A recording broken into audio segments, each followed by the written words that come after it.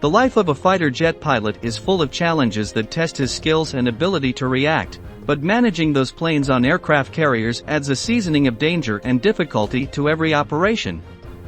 Taking off is a complex process, but landing can be a death sentence.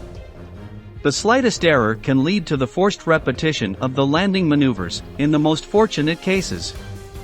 In the most extreme situations, only ejection can save the physical integrity of the pilot. In this video we want to show you what happens when those jets land, and what dangers exist when something goes wrong. We are going to enter the cockpit of the most daring North American pilots to find out what happens when luck is not on their side and they make a bad landing on an aircraft carrier. Fighter accidents aboard aircraft carriers are becoming less frequent, but still present a serious risk considering the amount of weapons each aircraft carries inside. We're talking enough rockets, missiles, and bombs to blast the entire ship through the skies. In addition, the ship itself usually contains some type of power generator that is frequently of the nuclear type. You don't have to be an expert in military matters to know that any facility where bombs and reactors operate is extremely risky and requires maximum precision when taking off and landing. Aircraft carriers have a catapult system that assists the takeoff of planes. These systems can be powered by steam or electromagnetically, but basically they give the jet an extra push so it can reach hover speeds before the runway is gone. Although this process is not easy and involves the work of hundreds of people, the real challenge is the landing, since the planes must descend on a moving target, reducing their speed precisely. First, the pilot must fly over the aircraft carrier, performing a constant descent of speed and altitude. At the exact moment, he must make circles around the ship, and then stop flying parallel and start flying towards the ship. While constant updates are provided to the pilot from the ship, the operators prepare the stop cables. Later we will explain how they work. Each landing is a painstaking process, and mistakes are common, although not all of them end in tragedy. One of the most common cases is a takeoff landing, that is, when the plane touches down at the wrong angle or too close to the end of the runway, so it must immediately rise again to restart the landing process. Pilots are hard workers and consider an unforced touch-and-take landing a serious mistake.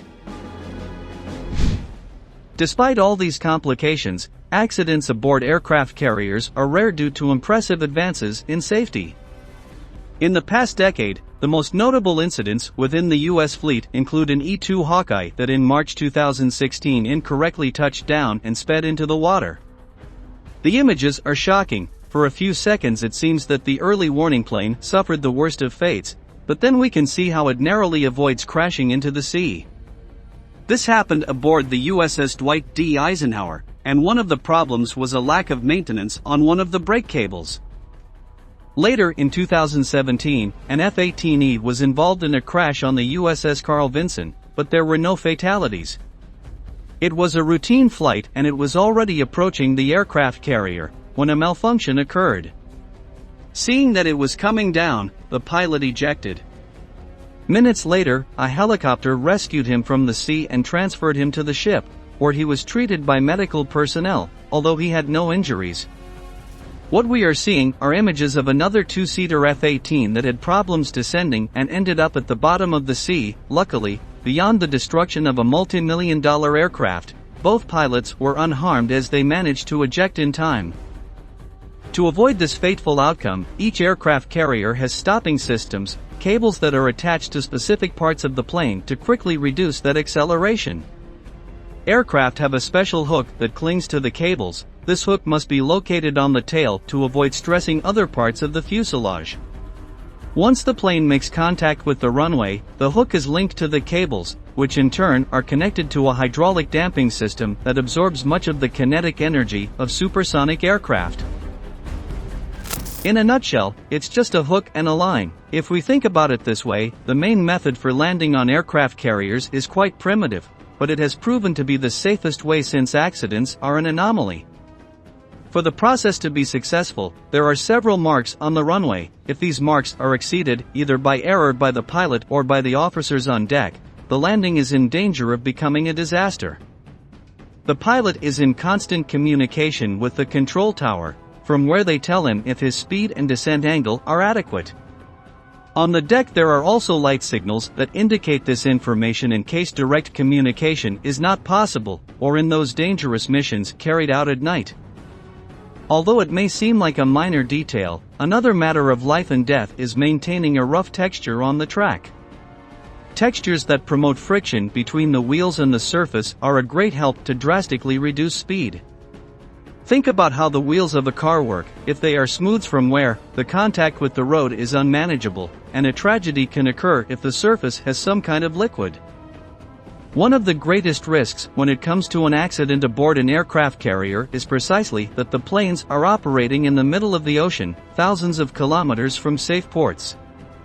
A military ship of such complexity cannot simply park in any port. The country must ensure that it is friendly territory and that the integrity of its personnel and technology is not at risk.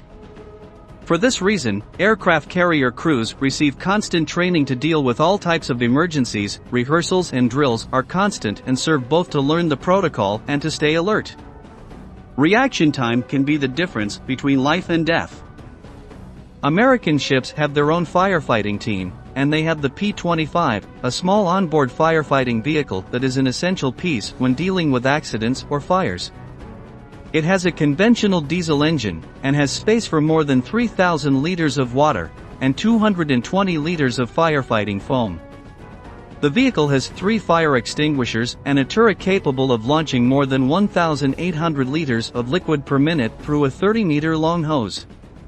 The P-25 cars are small but essential, and in the event of an accident, they are one of the first elements to reach the deck via the elevators. To safeguard the life of the pilot, there is no more decisive element than emergency ejection systems.